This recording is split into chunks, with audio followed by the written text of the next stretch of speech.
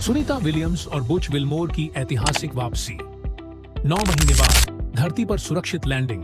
भारतीय मूल की अमेरिकी अंतरिक्ष यात्री सुनीता विलियम्स और उनके सहकर्मी बुच विल्मोर ने 19 मार्च 2025 को अंतरिक्ष में लगभग 9 महीने बिताने के बाद सफलतापूर्वक पृथ्वी पर वापसी की। उनका मिशन केवल 10 दिनों के लिए निर्धारित था, लेकिन तकनीकी खराबी के कारण यह कई महीनों तक लंबा हो गया। मिशन की शुरुआत और अंतरिक्ष में फंसने की वजह 5 जून 2024 को सुनीता और बुच ने बोइंग स्टारलाइनर से अंतर्राष्ट्रीय अंतरिक्ष स्टेशन ISS की यात्रा की, लेकिन स्टारलाइनर में तकनीकी खराबी आ गई, जिसमें हीलियम लीक और थ्रस्टर की समस्या शामिल थी। इस कारण उनकी वापसी लगातार टलती रही और वे 9 महीने तक अंतरिक्ष में रहने को मजबूर हो गए। आखिरकार कैसे लौटे?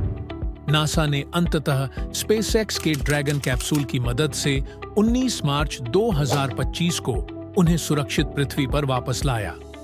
यह मिशन उनके लिए बेहद चुनौतीपूर्ण और सीखने वाला अनुभव रहा। मिशन का महत्व अंतरिक्ष यात्रियों के लिए यह एक महत्वपूर्ण अनुभव साबित हुआ, क्योंकि इससे लंबे समय तक अंतरिक्ष में रहने की चुनौतियों को समझा जा सका। भविष्य के चंद्रमा और मंगल मिशन के लिए यह एक नया मार्ग प्रशस्त करेगा।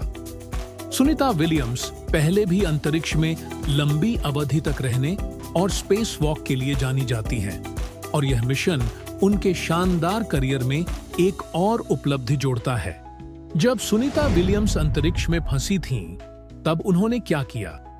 जब सुनीता विलियम्स और बुच विल्मोर अंतरिक्ष में 9 महीने तक फंसे रहे, तब वे सिर्फ इंतजार नहीं कर रहे थे, बल्कि बहुत सी महत्वपूर्ण वैज्ञानिक और तकनीकी गतिविधियों में व्यस्त थे।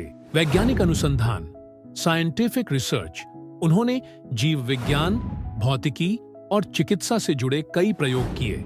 शून्य गुरुत्वाकर्षण में मानव शरीर पर पड़ने वाले प्रभावों का अध्ययन किया। अंतरिक्ष में पौधों की वृद्धि कैसे होती है, इस पर शोध किया। अंतरिक्ष यान की मरम्मत, स्पेसक्राफ्ट मेंटेनेंस। उन्होंने स्टारलाइनर कैप्सूल की तकनीकी खराबियों की जांच की। अंतर्राष्ट्रीय अंतरिक्ष स्टेशन ISS के उपकरणों और सिस्टम की मरम्मत में भी सहयोग किया। शारीरिक व्यायाम, फिजिकल एक्सरसाइज। अंतरिक्ष में हड्डियों और मांसपेशियों को मजबूत बनाए रखने के लिए रोजाना 2 घंटे की एक्सरसाइज की। ट्रेडमिल और साइकिलिंग मशीन का उपयोग किया, ताकि पृथ्वी पर लौटने के बाद शरीर जल्दी अनुकूल हो सके। पृथ्वी से संपर्क, कम्युनिकेशन विद अर्थ। नासा के ग्राउंड कंट्रोल सेंटर से रोजाना संपर्क में रहे। सोशल मीडिया पर लाइव स्ट्रीमिंग कर अपनी अंतरिक्ष यात्रा के अनुभव साझा किए। वीडियो कॉल के जरिए अपने परिवार से बातचीत की। अंतरिक्ष से पृथ्वी की खूबसूरत तस्वीरें खींची। किताबें पढ़ीं, फिल्में देखीं और संगीत सुना। टीम के साथ खेल-कूद और मस्ती भरे कार्यक्रमों का आनंद लिया। इस मिशन का महत्व मंगल ग्रह और अन्य गहरे अंतरिक्ष मिशनों के लिए यह एक महत्वपूर्ण सीख साबित हुई। लंबे समय तक अंतरिक्ष में कैसे जीवित रहा जाए, इसके लिए नए अनुभव मिले। सुनीता विलियम्स और उनके साथी इस ऐतिहासिक मिशन के जरिए अंतरिक्ष विज्ञान में नया योगदान दिया। अंतरिक्ष में सुनीता विलियम्स को खाना कैसे मिलता था? सुनीता विलियम्स और उनके साथी अंतरिक्ष में नासा की रिसप्लाई मिशन और ISS के स्टोरेज फूड पर निर्भर थे।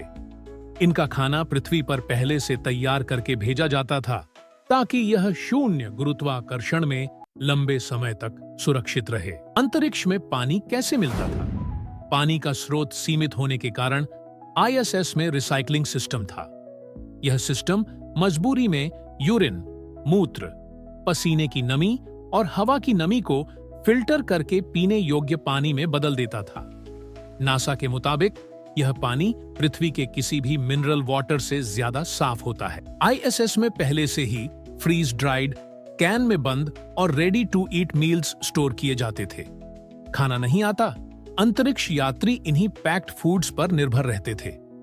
इन खाद्य पदार्थों को वैक्यूम पैक कंटेनर में रखा जाता था, ताकि यह लंबे समय तक खराब न हो। मौकों पर special delivery, special treats and holiday meals, Christmas, Thanksgiving, Diwali और अन्य त्योहारों पर खास भोजन भेजा जाता था, ताकि अंतरिक्ष यात्रियों का मनोबल बना रहे। कभी-कभी अंतरिक्ष यात्री अपनी पसंद का विशेष खाना ऑर्डर कर सकते थे। सुनीता विलियम्स के लिए भारतीय भोजन जैसे दाल, रोटी, करी, मसालेदार मांस भी भेजा गया था ताकि उन्हें घर जैसा महसूस हो। आपको यह वीडियो कैसा लगा?